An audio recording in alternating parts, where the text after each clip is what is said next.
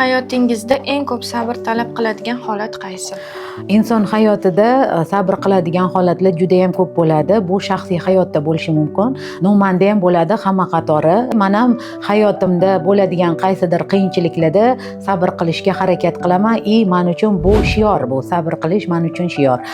Kasbimda o'zim ishimga keladigan bo'lsam, shunaqa kasallik kelib qolishi mumkin menga, diagnozi og'irroq. Ko'p joylarga borib shifo topmagandan keyin kimdandir eshitib kelsa, ko'p kasallarimni menga beradigan birinchi savoli, bizni nechta prosedurada tuzalamiz degan savol berishadi. Lekin bu yerda diagnoz og'irroq bo'lgani uchun ikki tomonlama sabr talab qilinadi.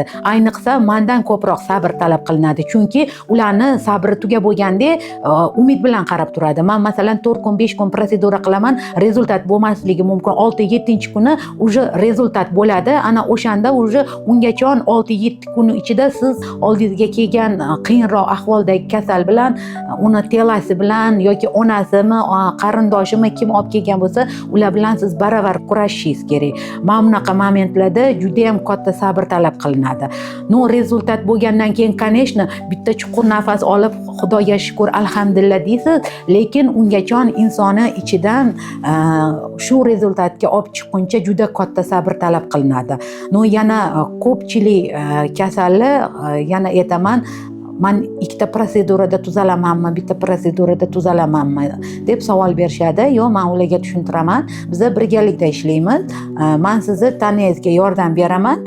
Uyda qolgan qanaqadir qo'shimchalarni siz qilasiz deb tushuntirganimda, kimdir tushunadi, shu narsani qiladi.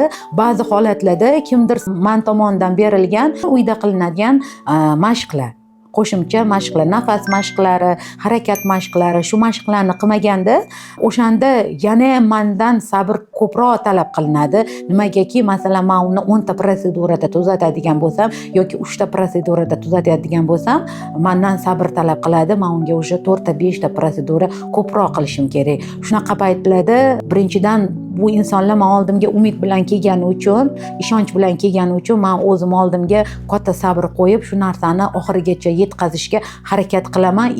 Ko'pincha shu narsalarni rezultatini ko'rganda, o'sha qiyinchilik bilan sabr qilgan vaqtim men uchun tez chiqib ketadi. Tanamdan ham, miyamdan ham